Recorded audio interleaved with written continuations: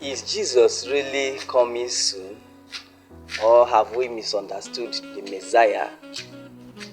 Now, in this video, I want to do a controversial but thoughtful analysis. And as we grow old in the early 2000s, we met something for years. Many of us, we have heard one message repeatedly. Yes, one message repeatedly. And the message is Jesus is coming soon. We heard it in churches. We heard it from pastors. We have heard it from evangelists shouting on microphone.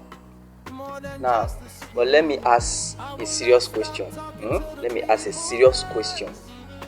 If Jesus is truly coming soon, why does modern Christianity look so comfortable on earth? Because he said he's going to prepare a place for us where he will be. That is where we will be. I'm a Christian. Why are many men of God building empires instead of preparing souls? Because while I was growing up, I got to understand what Christianity is. When the pastor preaches the message, he pricks the souls of men. The choir ministers, he pricks the souls of men, and they turn a new leaf. Why are some pastors acquiring private jets, luxury cars, estates, and generational wealth? Why members struggle to do or to survive? Let's think about it. If a person truly believes a king is returning tomorrow, let's see this scenario.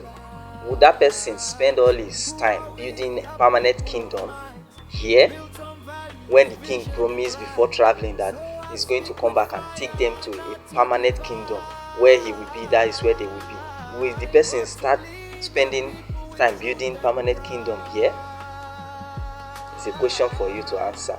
Why are churches constructing auditorium designed to last hundreds or thousands of years?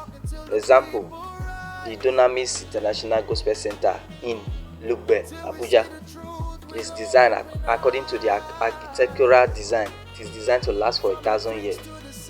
Even the altar, the Ark project in altar, same thing. For a Christ, they say, can return any moment. See, something does not add up. Truth be told, something does not add up. And let's talk honestly about money. Many poor people are constantly told by this same religious leader, this men of God, give to God and he will bless you. Pay your tithe or you are cursed. Sow a dangerous seed. These are the message of these end time money mongers. But the same people giving sacrificially are still suffering, still hungry, still jobless. Meanwhile, some religious leaders like my own pastors continue to grow richer from the faith of desperate people. At what point do we stop and ask, is this Christianity or religious business? When you raise this question, many has been coerced psychologically to believe that when you speak in this direction, you are blaspheming God and the man of God. Touch not my anointed and do my prophet no harm. That is not the subject of the matter. Because Jesus himself did not preach greed. Jesus did not pressure the poor to fund luxury. Jesus instead fed the hungry. He healed the broken-hearted. He challenged hypocrisy.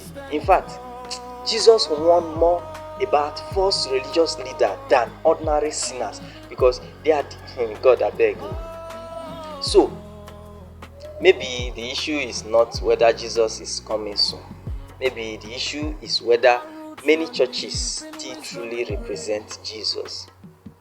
Yes. And before anybody gets angry and come and attack me, understand this clearly. This is not an attack on Christianity. This is not an attack on God either. This is a call for reflection. Yes, this is a call for reflection, because faith should not silence questions. If our leaders can question society, which I know they cannot, because religious leaders and politicians, they work hand in hand to keep the system the way it is running. Then believers should also question the system. That is how it's supposed to be. Faith leaders, well, religious leaders are supposed to question the government. That is how it's supposed to be. So if they cannot, then the believer should also question the system. A real faith should survive honest examination. A real faith should survive an honest examination. And maybe that is the uncomfortable conversation many people are afraid to have, because say, touch not my anointed and my prophet no harm, don't speak against God, blah blah blah blah blah. Yes, I know, because somewhere along the line many people stop preparing people for the heaven that was promised by Jesus before he left, and started building earthly kingdoms in God's name. So the question remains, are we truly preparing for Christ's return, or have we become too invested in the business of religion to expect him anymore? Think about it. I remain Comrade S.A. Akiti. I am a believer of an ideal community, and I will not stop speaking the truth until our communities are sensitized to know who we truly are. I love you all. Peace and love. Bye for now. The time is now.